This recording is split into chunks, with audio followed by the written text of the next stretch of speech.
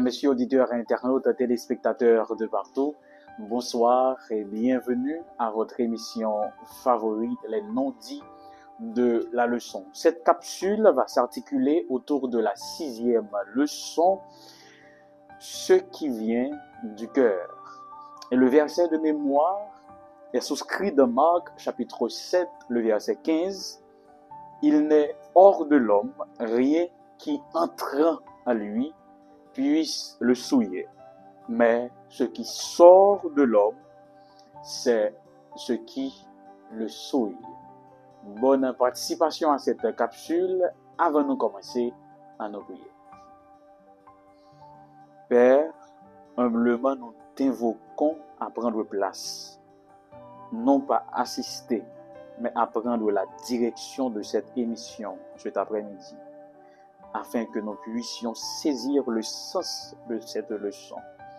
Au nom de Jésus. Amen. Première partie leçon qui s'est partie dimanche là, l'intitulé Traditions humaines et commandements de Dieu, qui chita sur Marc chapitre 7, les versets 1 à 13. Les 4 premiers versets de ce chapitre prouvent que l'évangile selon Marc a été écrit à l'intention des gentils. C'est pour cela, la coutume juive des ablutions rituelles, Marc prend un temps pour capable expliquer dans le chapitre 6 là. Pour émission après-midi, nous avons jugé les nécessaire pour que nous piochions certains versets dans l'étude que nous allons lire avant même que nous commenter parce que c'est bon pour tendre en lecture de lui pour comprendre. Par exemple, nous avons en tout premier lieu Marc 7 verset 1. Les pharisiens et les scribes et quelques scribes venus de Jérusalem s'assemblèrent auprès de Jésus. Les pharisiens de l'hébreu périchaya, qui veut dire séparer, c'est une faction religieuse qui sépare de toute l'autre juif. Dans l'idée pour capable chercher sanctification, dans l'idée pour joindre une dimension spirituelle que le commun des mortels pas gagné. Les scribes, c'est les grammatéous du grec, c'est moun qui était kembe régisse la loi yo, c'était des cas d'aujourd'hui la secrétaire. Yo là pour capable retranscrire les lois ou bien la Torah. Donc ils étaient venus. Et le verbe venir ici c'est erkomai. Erkomai c'est aller ou venir dans un but précis. Cela veut dire que les pharisiens et ces quelques scribes étaient venus dans un but précis. Lequel? Ils ont cherché une occasion pour capable accuser Jésus de quelque chose. Et c'est pour cela, au verset 2, ces pharisiens et ces scribes-là, ils virent quelques-uns de ses disciples, en parlant des disciples de Jésus, prendre leur repas avec les mains impures, c'est-à-dire non lavées. Les mains impures, le mot impur ici, c'est koinos. C'est un terme technique désignant ce qui est rituellement impur pour les Juifs. Donc, son mot que les Juifs ont utilisé pour désigner un monde, un objet, ou bien une partie d'un corps monde comme impur. Mais également, ce mot koinos, dans certaines versions françaises, si vous le consultez, au lieu de marquer mes impurs, il marqué mes communes. Parce que koinos également, il veut dire commun. Mais lorsqu'on parle de commun, c'est par opposition à ce qui est mis à part, sanctifié ou consacré. Donc, si nous tournons dans le texte là, il y a que les disciples de Jésus ont mangé avec des mains communes, des mains non sanctifiées, des mains non consacrées, des mains non mises à part. Il faut comprendre que ce n'est pas de question hygiène qu'a parlé là. Il ne s'agit pas de mes malpropres, mais plutôt il y a parlé de souillure. C'est comme dire que si mais on sale ou bien impur, c'est ou même qui impur. Et nous pourrons voir que Marc prend le temps pour expliquer ça dans versets 3 et 4 là. Donc ici, ces pharisiens et ces scribes, quand ils parlent de mes impurs, ils n'ont pas parlé de règles sanitaires ou bien hygiéniques, mais religieuse et spirituelle. Comme quoi, avec les mains impures, on ne pourrait s'approcher de Dieu. C'est comme pour dire qu'avec les mains profanes, on pas qu'à manger. Mais il faut que mains ou sacré. Et pour capable consacrer mains, pour capable purifier mains, c'est laver. Attendez bien ça me dit là. Ici, nous ne pas parler de règles sanitaires, donc vous devez laver mains avant de manger. C'est pour cela Jésus pourra le rétorquer pour dire qu'il n'y a pas de raison. C'est pas que Jésus encourage nous manger les mains sales, mais c'est parce que c'est pas ça qui était l'idée pharisien avec scribio. Comme quoi il faut séparer le profane avec le sacré. Je vais rapidement montrer un exemple pour comprendre qui l'idée qu'a véhiculé et une agitation scribe avec pharisien ça y est. Par contre, il s'arrive déjà pour entendre des gens qui disent il faut séparer le samedi des autres jours de la semaine. Et comment? Du dimanche au vendredi, ils fait n'importe quoi pendant la semaine. Ils fait tout ça qui pas fait bon Dieu plaisir. D'ailleurs, ils sont pas même soucieux de bon Dieu.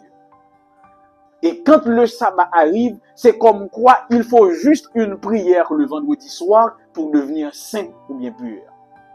Et puis après faire tout le sabbat, ils retournent dans le même bêtise. Donc ils séparent le samedi de la semaine.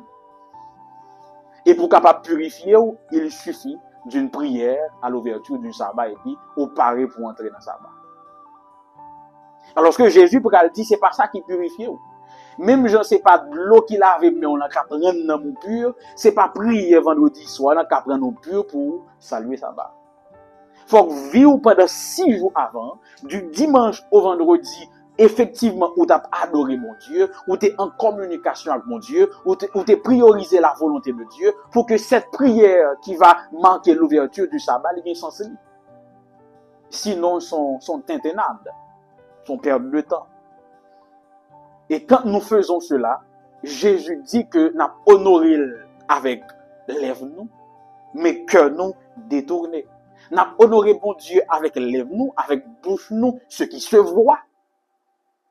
Mais que nous, ça que les hommes pas ouais, les détourner. En ce sens, nous sommes religieux, nous suivons rites yo, nous suivons commandements yo, mais non pas spirituels.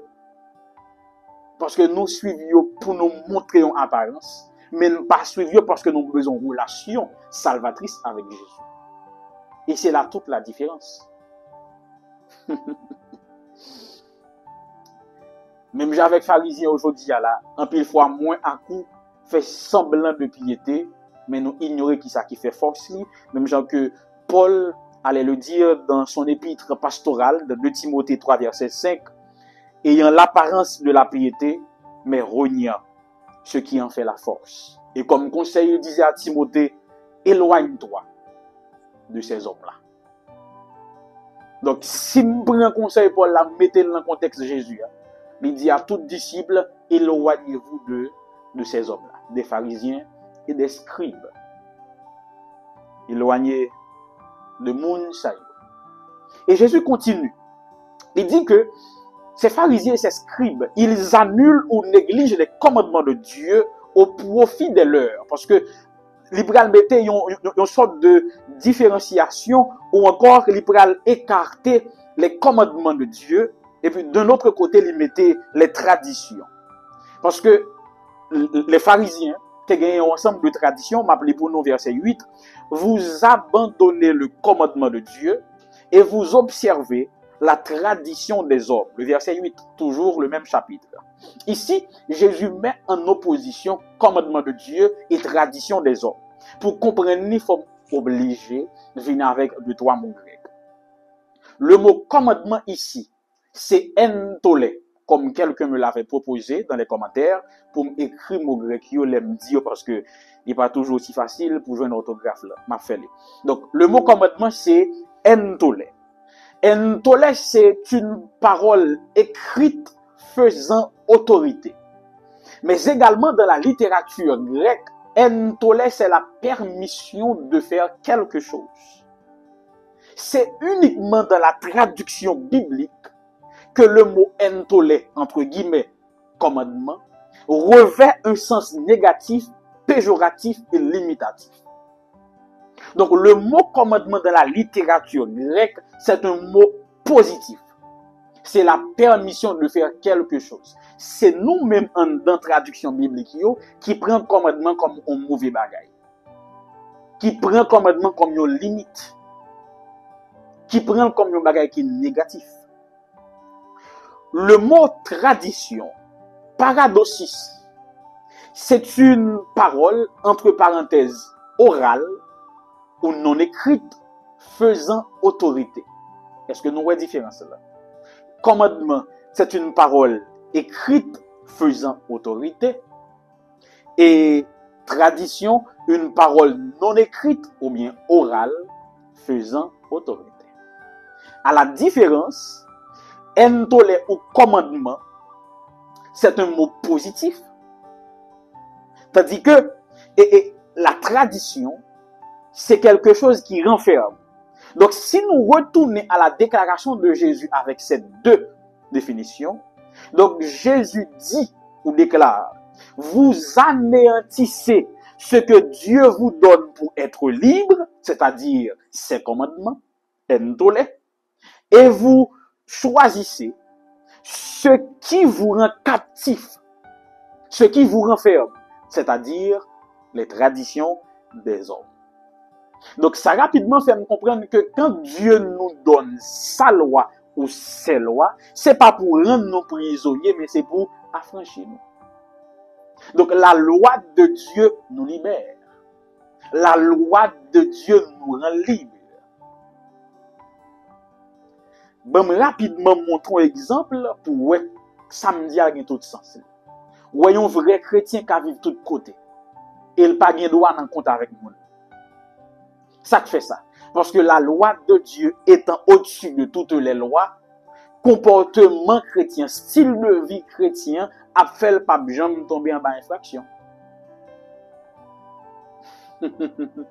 Parce que toute loi, toute constitution, les hommes rappelez me dit ça dans une leçon que j'ai fait dans le questionnaire passé, côté ils ont déclaré que pas aucune loi humaine capable d'égaler la parole de Dieu. Parce que seule la loi de Dieu rend parfait. Donc si je suis la loi bon Dieu, c'est monde qui est parfait. Et vous comprenez. Et comme exemple, pour montrer que effectivement, il y a anéanti les lois de Dieu au profit et des traditions d'hommes, Jésus pourra citer un exemple saillant. Attendez bien ça me dit là. Dans Marc chapitre 7, verset 11 à 13, Jésus dit, mais vous, donc nous avons cheville rédactionnelle là, mais vous dites, pour qui ça gagne c'est parce que Jésus s'est cité, il y a un commandement dans le décalogue, là, côté il te dit, honorer maman ou papa. Et puis il dit, mais nous-mêmes, vous dites, attendez bien, si un homme dit à son père ou à sa mère, ce dont j'aurais pu t'assister est corban ou corban, c'est-à-dire une offrande à Dieu, verset 12, vous ne le laissez plus rien faire pour son père ou pour sa mère, verset 13, annulant ici la parole de Dieu par votre tradition que vous avez établie et vous faites beaucoup de choses semblables. Donc, la parole de Dieu, les commandements de Dieu te dit que nous devons honorer maman nous avec papa nous. Mais une tradition qui dit, si comme non pas choix, ou tu dois assister maman papa là, ou prendre, ou engager dans un service en temps plein, même si maman papa mourir, ça va garder. Parce que ici, assister, ce mot grec veut dire porter secours dans un besoin périlleux. Exemple, ça lit saillant et lit choqué. Bamdou. Il s'agit ici du vœu de Corban. La loi concerne une responsabilité que Timoun n'a gagné envers parents, il était clair dans la loi que mon Dieu était baillé. Mais les Juifs par un véritable sophisme, ils ont imaginé un moyen pour capable retirer. Donc, yon Timoun, t'es capable de prendre l'argent, lui dit ouais, me promettre que l'argent, ou bien l'argent ça, me promettre m'engager pour me faire un don à l'église là. Ce qu'on fait, ma bonne parenthèse avec nous. Vous qu'on quitte seulement dans stade théorie, ça veut dire faire promesse à pas jamais kembel. Ou bien si on mettait une date, à chaque fois date l'arrivée, vous ajournez jusqu'à ce que vous mourrez. qu'on y a bam d'où ça gagne. Qu'on y a si me dit ouais l'argent, me dit ouais mon telle somme cop, c'est pour offrir à l'Éternel. Même si parents me tombent malade, même si papa me tombe malade, au lieu pour me prendre l'argent pour m'aider, me dit ah comme là, les gars socialement pas qu'à dépenser. Les gars font promesse à Dieu, me pas qu'à retirer la donne et puis quitter parents mourir. Tout ça à cause de la tradition. Donc le mot korban ici, c'est la transcription de mots hébreux signifiant offrande à Dieu ou encore offrande consacrée à Dieu. Donc depuis là, j'aime dit m'baye bon Dieu, même si parents mourir, ça va garder. Son façon que juste été utilisé pour capable dérober de prérogatives que tu gagné envers leurs parents selon la Torah. Deuxième partie leçon, partie lundi, c'est les mains propres ou un cœur pur. Les chita sous deux textes. Marc 7, verset 14 à 19 et Marc 7, verset 20 à 23. Et la grande question pour introduire cette partie, qu'est-ce qui peut souiller l'homme? Qui ça qui est capable de rendre l'homme impie? Et Jésus va répondre dans Marc 7, verset 14 et 15 que je lis pour vous. Ayant de nouveau appelé la foule à lui, en parlant de Jésus, il lui dit, écoutez-moi et comprenez, verset 15, il n'est hors de l'homme rien qui entrant en lui puisse le souiller. Mais ce qui sort de l'homme, c'est ce qui le souille. Jésus et les foules là, il y a deux impératifs. Tendez et puis comprenez. Écoutez ici, c'est akouo, qui veut dire percevoir ce qui est dit. C'est agir en tenant compte de ce qui a été dit. Comprenez, soulignez, adoptez la perception avec ce qui est perçu, joindre ensemble dans l'esprit. Le mot soulignez, c'est un mot utilisé par Platon dans son livre La République, côté l'a fait Socrate parler. Pour Platon, soulignez veut dire c'est avoir cette compréhension, mais compréhension de l'éthique et de la morale, ce qui n'est pas matériel, mais spirituel. Qui ça me dit par là? Ainsi, avec ces deux injonctions, Jésus prend un discours qui est extrêmement important. Il dit, nous devons écouter, mais pas seulement écouter, mais nous devons finir écouter et puis agir en conséquence. Comprenez, nous devons comprendre, ça veut dire, nous devons ranger perception que nous avons déjà avec enseignement que nous avons. Parce que ça me dit là, il est complètement spirituel et il est crucial pour vivre, pour relation avec mon Dieu. Il dit, c'est pas ça qui entre, qui souille l'homme. Souiller ici, c'est pas dans le sens maladie. Mais plutôt souiller, ce mot souiller veut dire prostituer. Mais deuxième sens que gagner, c'est devenir un, intégré. Bon, m'dou qui ça Jésus veut dire. Donc Jésus veut dire que c'est pas ça qui a entré à qui vient et qu'il n'est pas ça qui a entré en parlant de aliments. Il n'est pas affecté l'essence de l'homme. Il n'est pas allé dans le cœur de l'homme en tant que siège de la pensée et l'essence de l'homme. Parce que les manger à entrer, explique Jésus, il descend dans le creux, dans le ventre, et puis il aller dans le lieu secret que vous connaissez. Donc, ça qui entre dans l'homme, pas qu'à souiller. S'il vous plaît, petite parenthèse, cette déclaration de Jésus n'annule en aucun cas les lois sanitaires, les lois sur le régime alimentaire dans Lévitique 11. C'est tellement vrai que plus tard, dans Acte 10, quand Pierre va recevoir injonction pour manger toute bête, les gars des bêtes, des bêtes impures, il dit dans toute vie, il ne faut jamais manger des qui impurs. Donc cette déclaration de Jésus n'a rien à voir avec le régime alimentaire. Son bagage qui out. On continue. Donc Jésus dit c'est pas ça qu'a entré à cap souiller l'homme. Ça veut dire ça entrer à l'île passer son passage il fait et puis l'aller. Mais ça qui souille l'homme, ça qui fait un seul avec l'homme, c'est ça qui sortit dans lui. Mais qu'est-ce qui sort? Comme quoi? Il y a un bonhomme qui dit un jour, ce que je suis parle plus fort que ce que je dis. Yon moun qui ba yon menti salié, yon menteur. Donc ce qui sort, c'est le mensonge, dit qui est la personne. Eh bien, c'est dans ce sens que nous devons comprendre ce verset. C'est ça qui sorti à qui souillé.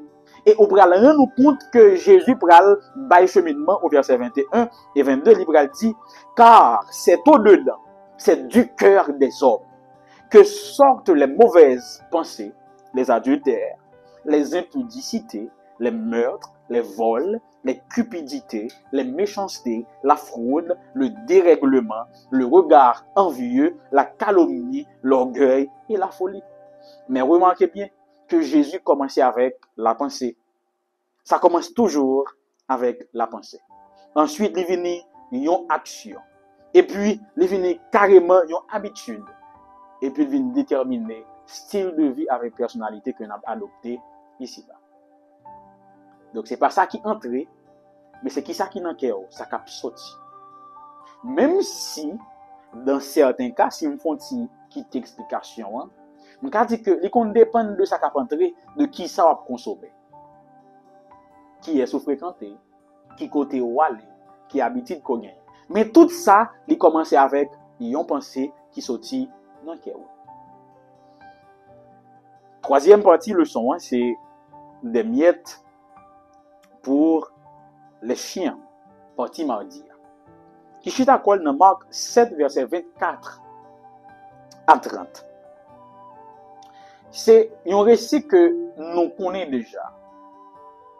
Mais il est significatif de noter que ce miracle, il est le suivant, il est fait dans un territoire païen.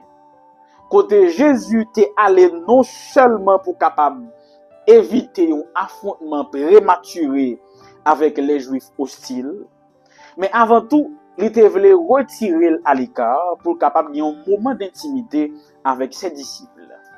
Et petite parenthèse, le fait que Jésus allait entreprendre un court ministère, la caille gentille ou la caille païen, ça a déjà annoncé la portée universelle de l'évangile. Dans ce récit, il est question d'une femme païenne et que Marc présentait d'abord selon sa religion ou sa langue. Il dit qu'elle était grecque, donc soit c'est sa religion ou sa langue. Ensuite, il présentait nationalité, c'est-à-dire qu'elle était phénicienne de Syrie, descendante des Cananéens. Et quand il vient contre Jésus, parce que semble-t-il que son enfant était malade, était possédé, je dirais mieux, il vient contre Jésus, il dit, Jésus, fais un bagage pour moi. Et Jésus répond, je ne peux pas gagner un morceau de pain, je ne peux pas gagner un morceau de manger pour me laguer le chien. Une réponse qui était assez dure, connaissant la personne de Jésus, pour qui ça, il fait le gros set malhonnête ça. Mais il a dit malhonnête qui va arrêter avec chien en Haïti. Mais pourtant, dame te comprendre le message. Parce qu'en réalité, Jésus envoyait un message à la femme en tant que Dieu qu'il savait que la femme allait comprendre. Et que ce récit t'est renfermé là-dedans dans l'autre dimension spirituelle. Je vais m'expliquer. Jésus, semble-t-il, traitait de chien, je dirais mieux, de chienne. À Tyr, il y avait une triade. Baal, Astarté et Melkar. Melkar était appelé roi de la cité. En Phénicie, ce dieu Melkar, il était associé au chien. Donc, pour représenter ce dieu païen, nous avons utilisé chien en Phénicie, dans la ville, dans la contrée que dame s'assortit, que la dame connaissait. Le pain ici, lui représentait ce que Dieu accorde à son peuple. Et également ce que la femme désire, une intervention de Dieu, une révélation de Dieu, une manifestation de sa miséricorde envers les hommes. C'est ça que pain symbolisait là. Et Jésus dit, pas prendre pain, ça qui est destiné à son peuple, en l'occurrence Israël, pour me jeter au chien. Mais notez bien que ici, le mot chien, kinaria, c'est pas un chien errant. C'est pas un chien dans la rue. Mais plutôt son compagnon de la famille. Ce mot que Jésus allait utiliser, c'est-à-dire que c'est pas un chien errant, c'est pas un chien dans la rue, mais son chien ou dans le caille. Et c'est pour ça, Dame Nabral dit, oui, son chien c'est vrai, même son chien dans le caille, pas chien dans la rue. Et voulez ou pas non manger sous table là, pendant en bas table là, mon sopin a tombé quand même. Et m'a joindre, il faut me joindre. Mais Jésus te dit également, laisse d'abord. C'est comme si pour avoir une action ensuite. Donc, si laisse d'abord manger les enfants de la maison, ensuite viendra le tour des chiens. Mais également, puisque Dame n'en comprend le message, là, ils comprennent que ce pain était destiné aux enfants, au peuple de Dieu, sachant que elle ne faisait pas partie d'Israël, ils comprennent le message de Jésus. Mais deuxièmement, ils comprennent que mon pain va jouer, même s'ils sont miettes. Li pas sorti de Melka, qui était représenté par un chien dans la culture liée. Mais il sorti du Dieu d'Israël. C'est pour cela, bon nombre de commentateurs bibliques, bon nombre de scholars, ouais, en cette dame, la première convertie au christianisme. Parce que de comprendre le message de Jésus, il accepte le message de Jésus, les affaires dit, c'est probablement la première païenne convertie au christianisme. Et l'autre partie leçon, c'est partie mercredi à Boella, plein de Fontichita. Le sourd muet, semble-t-il que dans la version qui est imprimée, c'est la langue liée. Kishita Colline Marc, chapitre 7, les versets 31 à 37. Jésus remit encore sur le territoire païen, la Décapole, c'est-à-dire 10 villes grecques. Décapolis, 10 villes. C'est toujours une contrée païenne. Et on lui amena, nous dit le texte, un sourd muet.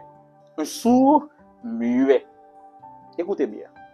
Marc utilise ces trois mots, ou encore cette expression.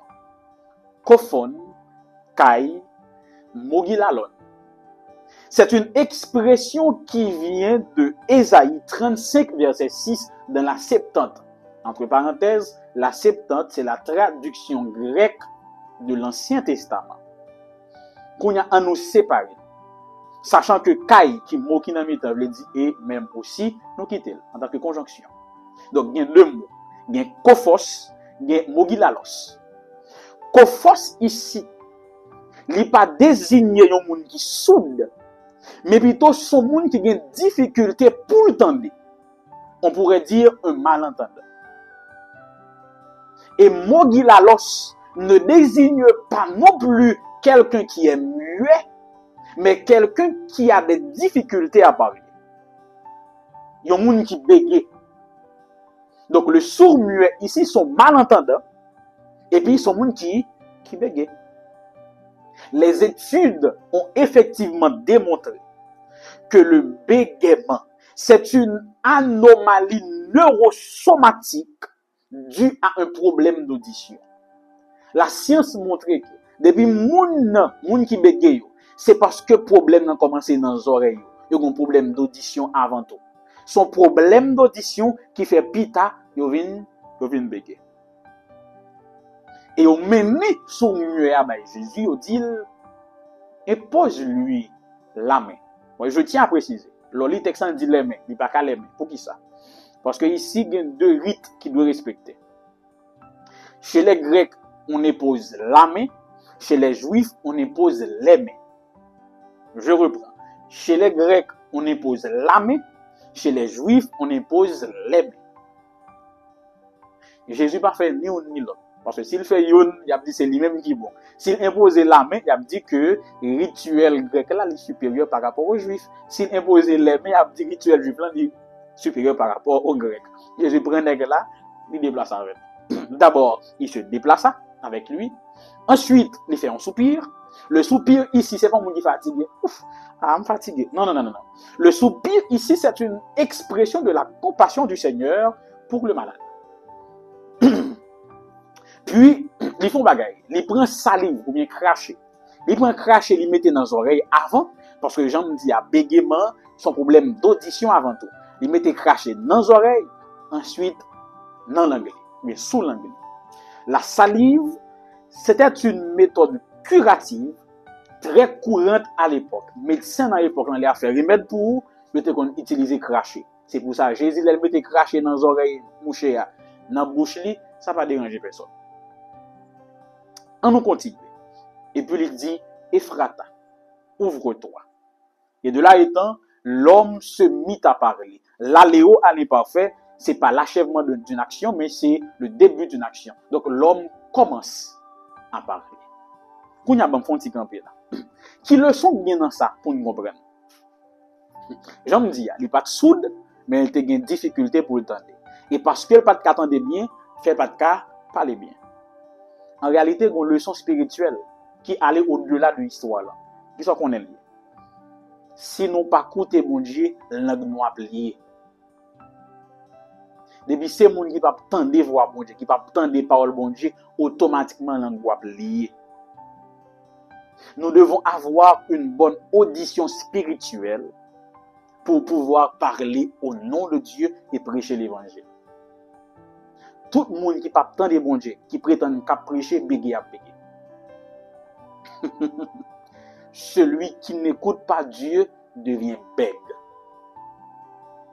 C'est pour cela, moi-même dis-nous, n'écoutez pas les prédicateurs qui n'écoutent pas Dieu. Et nous-mêmes, nous devons cultiver cette habitude d'écouter Dieu. Et si le ça, n'a qu'à parler pour mon Dieu. N'a qu'à parler avec puissance et force, n'a qu'à prêcher l'évangile là tout bon. Écoutez Dieu, ensuite, vous parlerez pour Dieu. Dernière partie leçon pour quitter nous, c'est gardez-vous les mauvais pains. Gardez-vous les mauvais pains dans Marc 8, verset 11 à 13. Le texte dit que les pharisiens, avec l'intention d'éprouver Jésus, ici éprouver, c'est pour voir est-ce que réellement il est le Messie promis. Notez bien que scène ça qu'a joué là, il passait immédiatement après que Jésus fit multiplier les pains une deuxième fois.